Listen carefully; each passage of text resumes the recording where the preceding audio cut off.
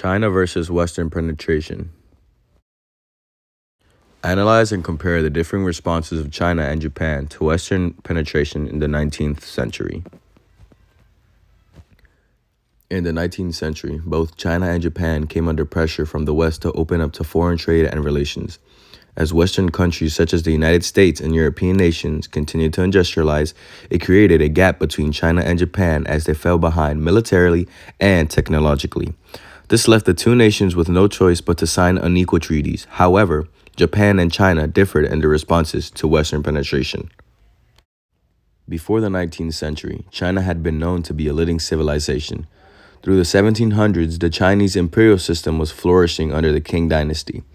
At this point in time, China is the center of the world economy as Europe and America are seeking Chinese goods. It wasn't until the late 1700s and early 1800s that China was beginning to continuously experience major internal strains and Western imperialism pressure. That pressure was backed up by military power that China could not compete against. This led to rebellions and the weakening of the central government. China in the 19th century.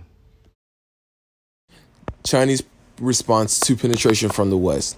After the defeat to the British elite powers in the Opium War of 1839, China was said to be carved up like a melon by foreign powers and were competing for sphere of influence on Chinese soil. China started searching for ways to start adapting to Western learning and technology while still preserving Chinese values and learning. China welcomed foreign trade, but Western merchants had no privileges and were confined to Canton, where they could only be deal with Kohang, a group of traders. Unfortunately, this was cut short by Western nations, and the Chinese were forced into allowing more open trade.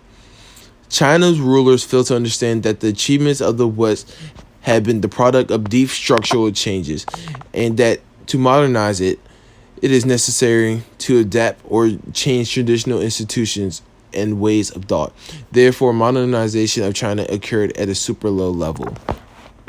The Chinese experience with Western imperialism was a negative one. The Opium War and Western intervention in Chinese affairs greatly embarrassed the Chinese monarchy, to the extent that Chinese citizens were disgusted with the Chinese emperors for not fighting off what they would call foreign devils. China was also undergoing internal conflicts, such as the Taiping Rebellion, which affected a large portion of China. A major type of imperialism seen in China by Western powers was economic imperialism.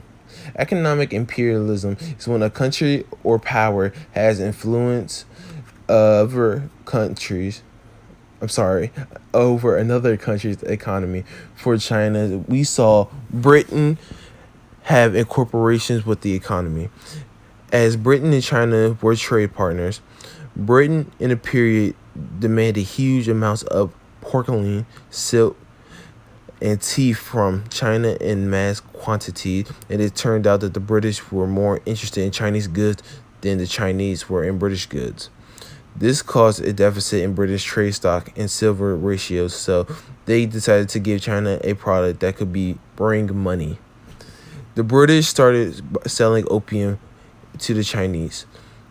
By smuggling it into the country, people became addicted, and Britain saw their profit rise, but the Chinese government eventually tried to ban the sale of opium.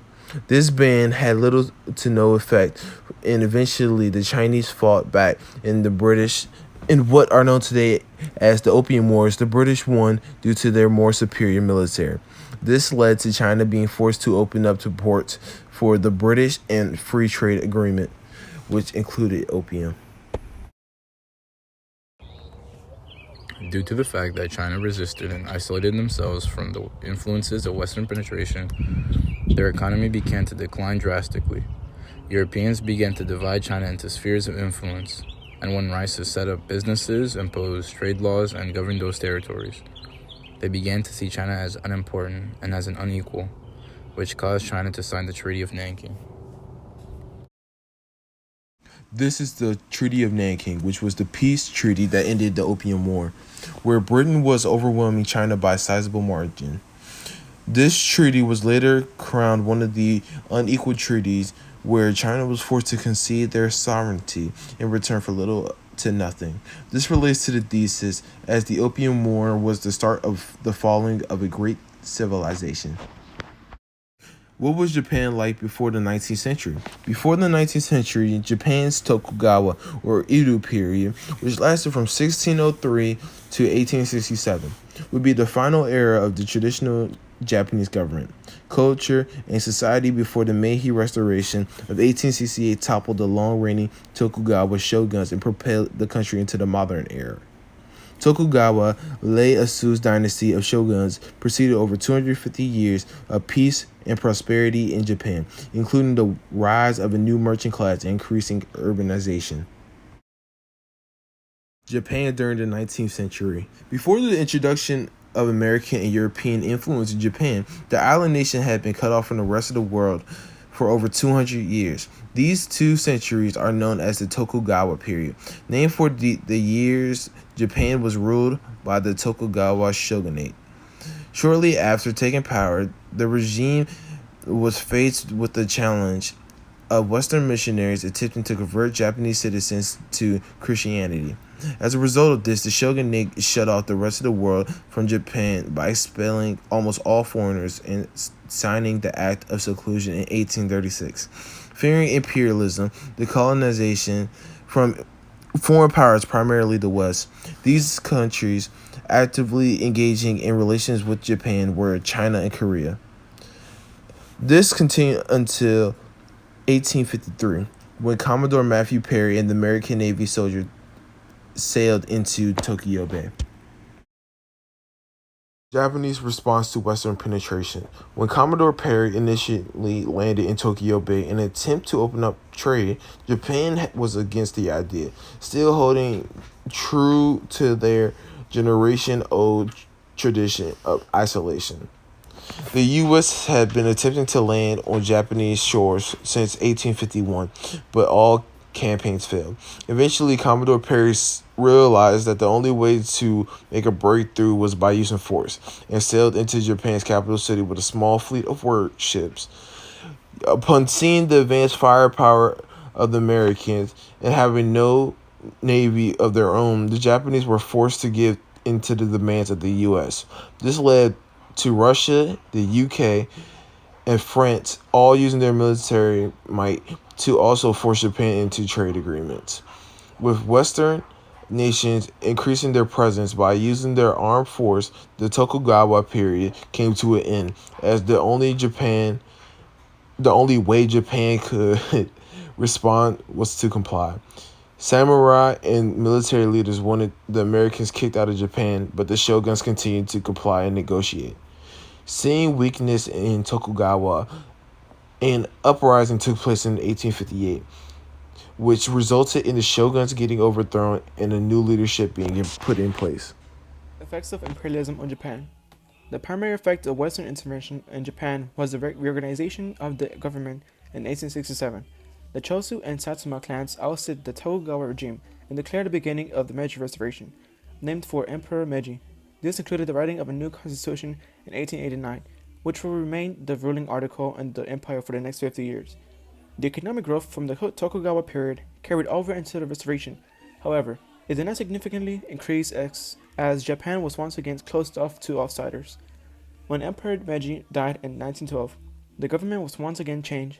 This included the addition of a cabinet-style government and the reopening of the doors to the West. The trade and influences received from nations like the United States and France boosted the production and output of Japan's military and economy, and skyrocketed Japan into becoming a world superpower, with their new positions as one of the most powerful countries on the planet. Japan was also able to grow their empire in terms of landmass by seizing a number of Southeast Asian countries. The Kanagawa Treaty.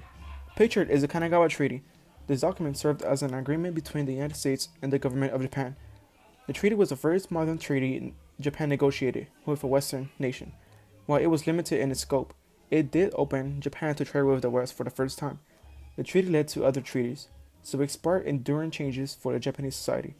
This document relates to the thesis as it serves as proof of one of the first responses Japan had to the Western nations. Notable differences of responses from Japan and China. An important factor causing the different reactions to Western pressure between Japan and China was the historical timing. Western nations didn't force Japan to end its isolationism until 1850s, more than a decade after the beginning of the First Opium War in China. This was because they were already engaged in other parts of Asia, which created a buffer, and because its lack of resources and demand for Western goods lessened Japan's attractiveness to the West. Despite its isolation, Japan was kept informed of what was happening abroad during the Opium War, and the Dutch would have repeatedly warned them through Nagasaki that they would have to accede to foreign demands. Therefore, Japan was able to see firsthand the results of China's defiance of Western demands before it was its turn to respond to them. And China, on the other hand, had no proof of Western military superiority and no previous examples to be guided by. In conclusion, we have seen how, despite the similarities between these two civilizations, China and Japan responded very differently to pressure from the Western nations in the 19th century. Japan gave in to their demands for an increased opening of trade relations and successfully modernized, while China refused to break its isolationism and remained mixed in the past, held back by its antiquated institutions. Theme analysis. Theme 2 and 5 are both related to our topic. Theme 2, which is political, state building, expansion, and conflict. There was conflict between the Chinese government and the British forces, which led to the Opium Wars. In Japan, Commodore Perry had to use force in order to get into Japan successfully. And Theme 5, which is economic, creation, expansion, and interaction of economic system. This was seen in Britain's economic imperialism over China, include Japan's economic relation with the Western powers.